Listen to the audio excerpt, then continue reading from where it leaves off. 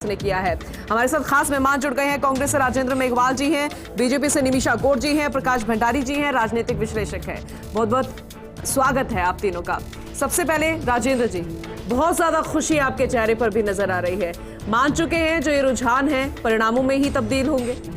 देखिए पूनम जी, निश्चित रूप से आज बहुत ही बड़ी खुशी का दिन है क्योंकि साउथ से सूरज का उदय हुआ है।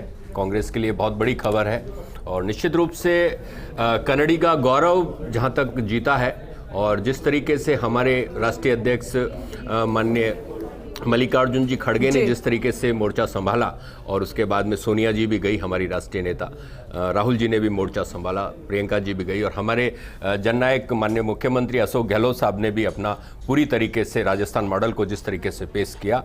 तो आज आप देखिए कि जो 40% भ्रष्टाचार वाली बासवराज बोमई की जो सरकार थी, जो सीएम हैं अभी, उनकी जो 100% भ्रष्ट सरकार थी, उसको कर्नाटका की 6.5 करोड़ जनता ने बेदखल किया है। और जिस तरीके से प्रधानमंत्री मोदी ने भरसक प्रयास किया, चाहे केरल में जाकर कुछ बोलने की बात हो, चाहे कर्नाटका के अंदर बात हो, चाहे रोड शो के अंदर जिस तरीके से उन्होंने, जिस तरीके से प्रधानमंत्री अपने एक गरिमा में पद पे रहते हुए भी उन्होंने जिस तरीके की भाषा का इस्तेमाल किया, लेकिन अगर हम जुबानी हमलों की बात करते हैं तो फिर कांग्रेस भी पीछे नहीं रही। नहीं, जुबानी हमले तो शुरू से यहाँ पर चलते रहे। निमिषा जी, आपका मैं इसलिए करूंगी क्योंकि जैसा पद बहुत गरिमापूर्ण पद निमिषा होता जी है। से भी मैं रिएक्शन ले लेती हूँ। निमिषा जी, जो रुझान कर रहे हैं, अगर ये परिणामों में तब्दील होते हैं तो बीजेपी के लिए टेंशन वाली बात है, क्योंकि हिमाचल के बाद अगर यहां पर हार जाते हैं तो फिर आने वाले समय में 2024 में टेंशन बढ़ाने वाली बात है। और एक और सवाल, कांग्रेस ने इस बार फॉर्मूला जो है वो बीजेपी का इख्तियार किया,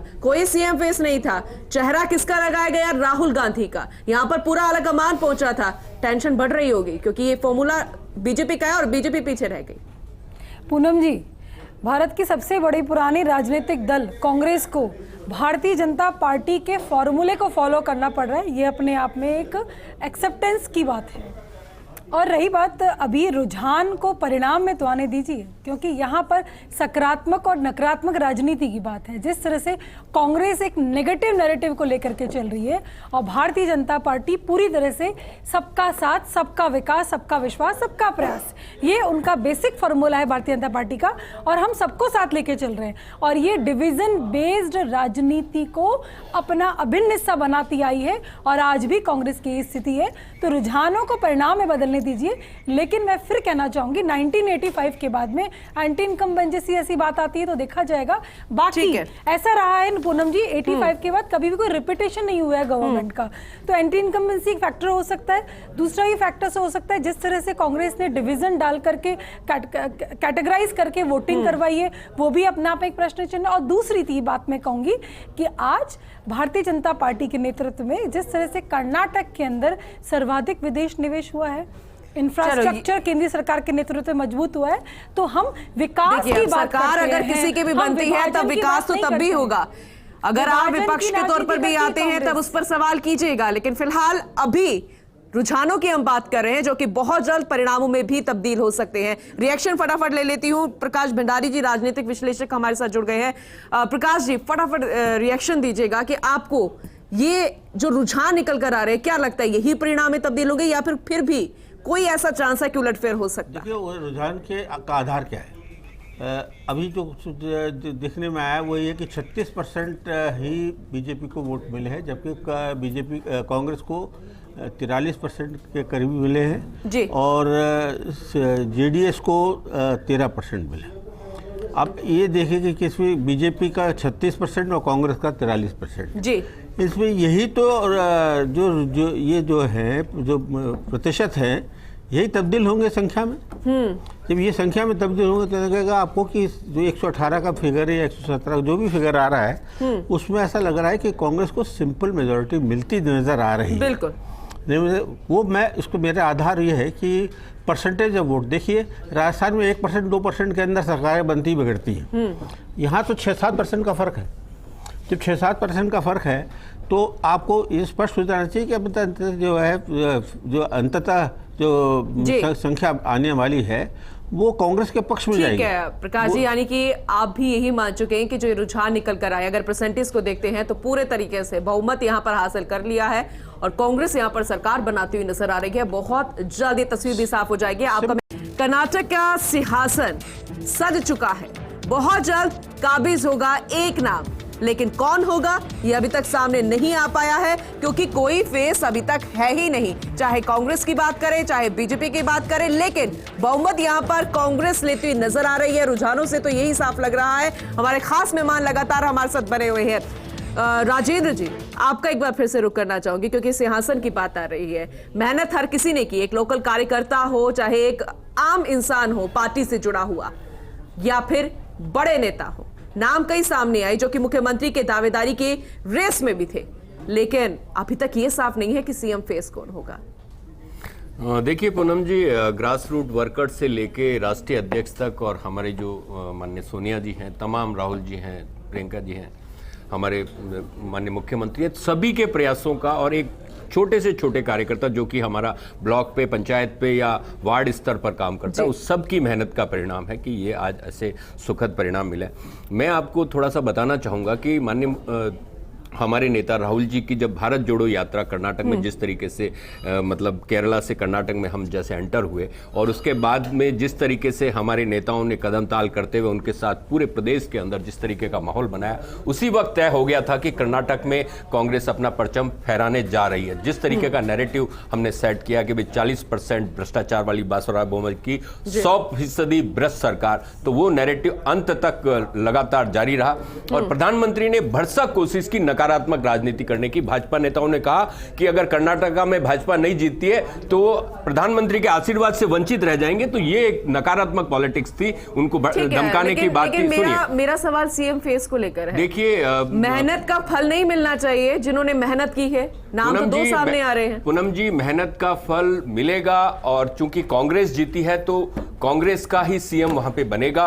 और जिस तरीके से आपको पता है कि हमारे यहाँ पे एक परंपरा है, हम कभी भी सीएम का फेस आगे करके चुनाव नहीं लड़ते, लेकिन अगर सीएम के नेतृत्व में चुनाव होता तो निश्चित रूप से वही चेहरा होता है।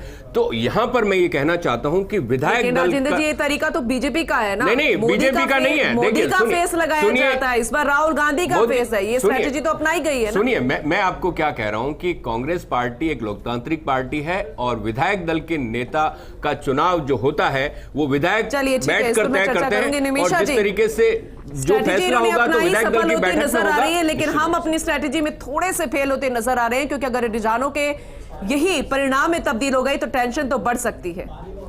पूनम जी, देखिए, हार में ना जीत में किंचित भयभीत नहीं मैं, क्योंकि विकास की यात्रा है वो अनवरत। तो छत्तीसगढ़ के सीएम भूपेश बघेल को आप सुन रहे थे। खुश हर कोई नजर आ रहा है, हर कोई रिएक्शन दे रहा है और ये कह रहा है कि जब एक साथ मेहनत की जाती है, हर कोई एक साथ यूनिटी के साथ चलता है, तब जीत संभव होती है।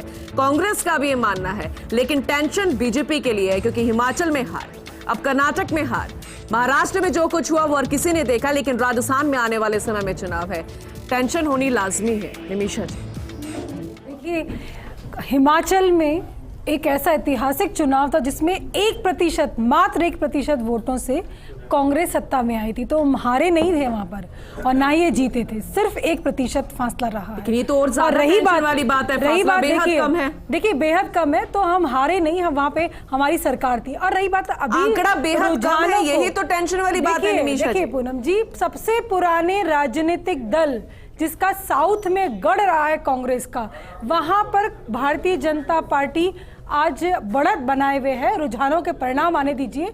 और रही बात, आप देखिए, विभाजन की राजनीति और विकास की राजनीति का डिफरेंस तो जनता करेगी। लेकिन साउथ मेरे में भाई, जो सपना बीजेपी का था कि और ज्यादा विस्तार किया जाए, वो शायद सपना यहाँ पर टूटता हुआ नजर आ रहा है। मेरे भाई लगातार कहते हमने नैरेटिव सेट किया, नैरेटिव सेट किया है, चुनाव जीतने के लिए नैरेटिव सेट किया है। और भाई, प्रधानमंत्री जी का आशीर्वाद नेगेटिव कैसे हो सकता है? वो तो पॉजिटिव है। आज G20 की, लेकिन अगर जनता ने जो आशीर्वाद दिया है, जनता ने जो आशीर्वाद जिस पार्टी को दिया है, तो उसका भी सम्मान होना चाहिए। पोलराइज किया, डिवीजन किया, रिजर्वेशन बढ़ाया, विभाजन की राजनीति चुनती है। मनीषा जी, जो आप मनीषा जी जो कह रही है उसके हिसाब से वो न तो लोकल है, लेकिन ग्लोबल जरूर है। लोकल में तो कहीं आप है नहीं। अब सवाल ये है कि करप्शन की बात आती है, ये पूरे कर्नाटक के चुनाव के अंदर मैं इसी फोरम में, इसी फर्स्ट इंडिया के फोरम में कह चुका हूँ कि करप्शन बहुत बड़ा मुद्दा है वहाँ जी। पर। और उसका ये हुआ तब्दील होकर के सबसे बड़ी बात है कि सत्ता में रह करके आप ईडी के लोगों को, ईडी की टीम भेज करके कांग्रेस के या और अन्य पार्टियों के लोगों को के यहाँ रेड करवाती, लेकिन बीजेपी का एक भी आदमी उस रेड में शामिल नहीं होता। तो बीजेपी के अंदर क्या जो जमाखोर है? सर यही तो सवाल है, क्योंकि वक्त वो भी आया था जब इस्तीफे देने पड़े थे मुख्यमंत्री तक को भ्रष्टाचार के विवाद में। एक आदमी बीजेपी का ईडी के चक्कर में लपेट में नहीं है। बताइए आप कि ये सीधा से केंद्रित है। मैं ये नहीं कहता कि कांग्रेस के अंदर नहीं होंगे या एनसीपी भी नहीं होंगे, बड़े बड़े दोनों धनाढ्य लोगों ने, पार्टियां के राजनीति पूरी पैसे वालों के बीच में सिमट गई है। उसमें ये कभी जो मोदी सरकार ने ईडी के लोगों को भेजा और ये करके सीबीआई, ईडी, इनकम टैक्स, पता नहीं क्या क्या नहीं किया, इन्फोर्समेंट सारे कर लिए, उसमें एक भी बीजेपी का नेता नहीं। ये सब बातें दिख रही थी, ये बातें वहाँ ये भी दिख रही थी कि सब जो कुछ हो रहा है। 40% वाला राज्य जो है, सबसे हाईएस्ट करप्शन का जो बिल्कुल पराकाष्ठा जहाँ हो गई थी, उसका नाम है कर्नाटक। वहाँ पर 40% हो और काम कराओ। वो सब जिसे आकर ये सब बातें आई, इसको कंसोलिडेट कैसे हुआ? तो मतदाताओं में जो है वो सबसे बड़ी बात है, मुस्लिम तो कांग्रेस का साथ थी, जो शेड्यूल कास्ट है वो भी आ गया, और ओबीसी की जो निचली जातियां हैं वो भी कांग्रेस के साथ आ गई। जो नतीजा है वो आप दिख रहा है सामने। क्या आप जो है करप्शन के नाम से पूरी दुनिया में आप ठीक है प्रकाश जी, क्योंकि ये कहा जा रहा था और ये माना भी जा रहा था, जो कि जाहिर भी है, ये तस्वीर 2024 की तस्वीर भी साफ करेगी। बीजेपी को प्रकाश जी सोचना चाहिए कि करप्शन इतना बड़ा मुद्दा है जिसकी बात मोदी करते हैं, भ्रष्टाचार को हटा देंगे और ये करेंगे, लटका देंगे और करेंगे। उस राज्य में, आपके राज्य में, आपके द्वारा, आपके शासित राज्य में करप्शन के कारण एक सरकार चली जाती है और नई सरकार आती है। तो आप ये देखिए कि भारत, मैं आपको कह रहा हूँ, कम से कम केंद्र में, लोकसभा के अंदर जो आज जो स्थितियाँ दिख रही है, वहाँ तो ऐसा लग रहा है कि कर्नाटक में कांग्रेस जो है 16-17 सीटें जीतने वाली है लोकसभा के चुनाव में, और देश भर में ऐसा लगता है कि सर विचार की विमर्श की चिंता की तो 100 सीटें हारने वाली है। जो आपकी वर्तमान सीटें हैं